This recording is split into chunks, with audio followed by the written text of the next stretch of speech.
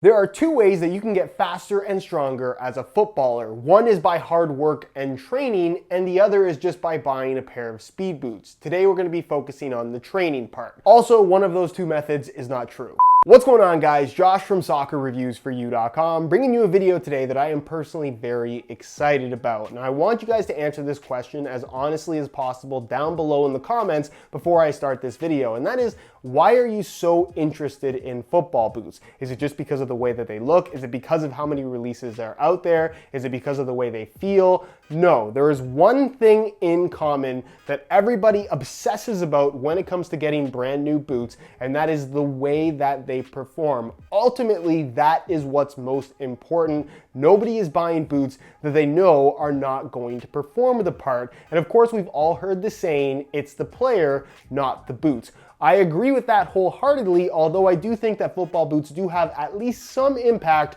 on your ability to perform. You want them to fit properly. You want to like the way that they feel. You want to like the way that they look to a certain extent, and obviously comfort is very important, but ultimately overall performance is key. And what's going to impact your performance way more than football boots ever could? Yourself. Your ability to perform as a footballer, and I guess more importantly, as an athlete overall. Getting stronger, faster, and just being in better shape overall is 100% gonna have a way bigger impact on your ability to perform on the pitch than any football boots ever could. The problem is going to a gym for the first time and starting up weight training is not only a little bit confusing, it can also be kind of intimidating. So what I'm gonna be doing in today's video is sharing with you 5 tips, 5 very important pieces of advice that I think will help you out tremendously if you are trying to improve yourself as an athlete. If you guys do end up enjoying this video, don't forget to support it with a like, and let me know down below in the comments if this is something that you'd like to see more of on the channel. Also, if you're not subscribed already, be sure to hit that subscribe button along with the little bell notification for daily videos on all the latest and greatest soccer gear.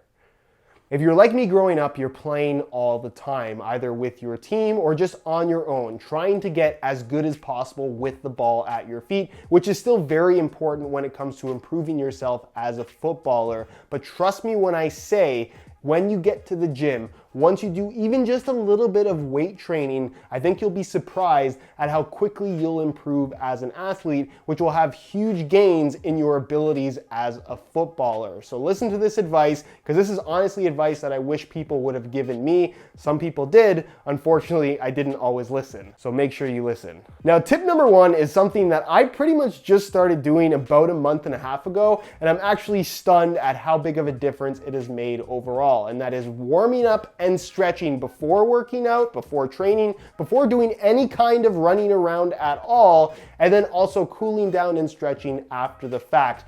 Trust me when I say that this will make the world of difference. For those that regularly watch the channel, you know that I recently tore my left hamstring, and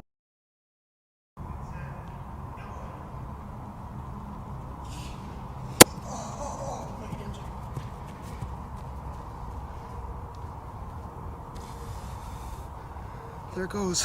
Part of the recovery process has been stretching pretty much as possible to get that full range of motion back. If you're wondering about how the recovery has gone, it's gone really, really well. I would say I'm pretty much at 100% now, and the actual range of motion that I have is better than I've ever had in my entire life. And I credit that to regularly stretching. When I go to workout, when I go to train, when I go to even play in a match, I warm up and then I stretch pretty much as possible. If I'm playing in a match, I'll stretch pretty much everything. If I'm going to the gym, I'll generally stretch the body parts that I'm gonna be working out, and that makes a much bigger difference than I ever realized. I know everyone's a little bit different when it comes to stretching, but I was one of those people that pretty much never stretched at all, never really felt the need to, and was pretty much perfectly fine doing that. But the difference it has made in my ability to perform and my ability to just work out in general is bigger than I would have ever expected. What I've noticed is that there are 3 main benefits to stretching. 1, once you've warmed up and stretched,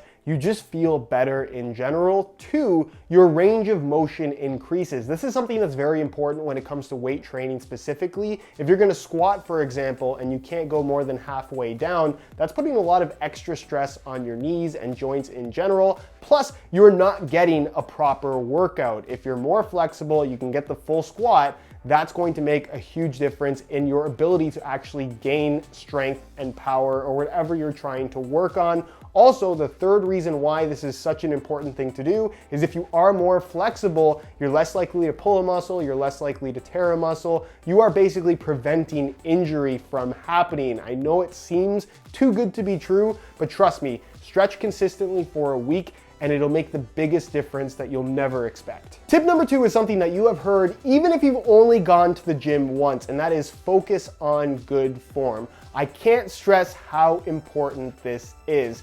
Everybody gets to a point, really I would say after a month or so of first starting to work out, you're significantly stronger than you were when you started. You're going to feel really strong really quickly if you've never done something like this before. But that's when you also get overconfident. So the exercises that you were doing almost no weight at the beginning, you're doing 4 times as much now that you've got a little bit of experience. But your little bit of experience is still only a little bit. So what do? You try to lift as heavy as possible, or you try to exceed what you're actually capable of controlling during whatever movement you're doing. So what I would definitely recommend is only lift an amount of weight that you can actually handle with proper form, a full range of motion where you're 100% in control. Because as soon as you go above that limit where you're not able to actually control the weight, that is where you will pick up an injury almost guaranteed. Again, squatting is a great example of this. If you're squatting X amount of weight and you decide, hey, I can do that pretty easily, let me double the weight and see what I can do.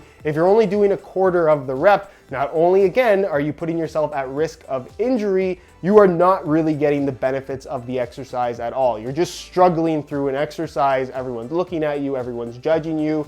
Do weight that you can handle with a full range of motion, and trust me when I say that your workouts will be 100% more effective. Tip number 3 is to listen to your body, and this is something that does inevitably come with experience, and I'm gonna use squatting as an example again. Let's say you're squatting 135 pounds and you're doing 12 reps, but for whatever reason on this given day, you're squatting that same amount of weight that you could normally do without any problems at all, and your knees start to hurt, but you continue to push through it. And guess what? Your knees start to hurt a little bit more, to the point where your knee now has some kind of an injury and you gotta go to the doctor and find out what's going on.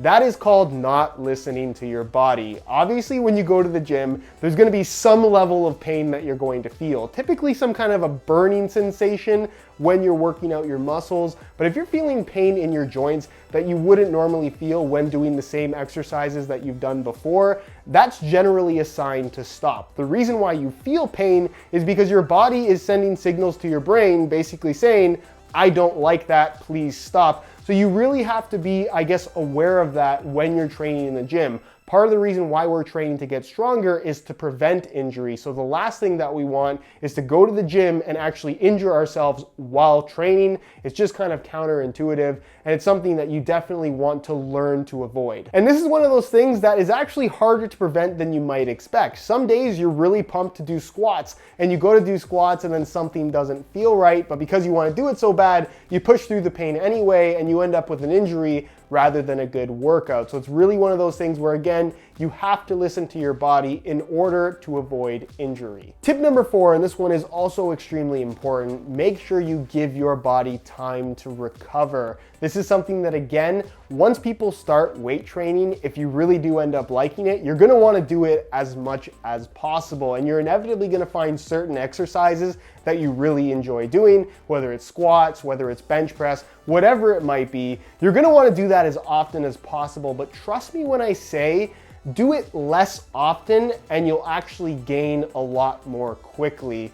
For example, just to use myself, if I go to squat and I'm gonna do a really, really heavy squat day, I need at least a full week of recovery, 7 days in total, until I can go back and actually squat the same amount of weight and actually feel just as strong. If I try to squat at 5 days after rather than 7 days, there is a noticeable difference in my strength where I'm actually weaker because my body has not fully recovered. And this is something that, again, you kind of learn with experience through working out. But trust me when I say that recovery is extremely important. Don't do legs 4 days in a row because you're not actually progressing more quickly. You're just not letting your body recover. Part of working out is breaking down the muscle and then letting it build itself back up. If you're never letting it build itself back up, you're not actually going to gain any strength. And then finally, tip number 5 is making sure your nutrition is on point. Obviously, protein is going to be something that's very important if you're doing a lot of weight training. It's crucial to have protein in your body in order to rebuild the muscle, but carbs and fats are also going to be very important. I'm not going to talk about diet in this video because that's a very, very complex topic.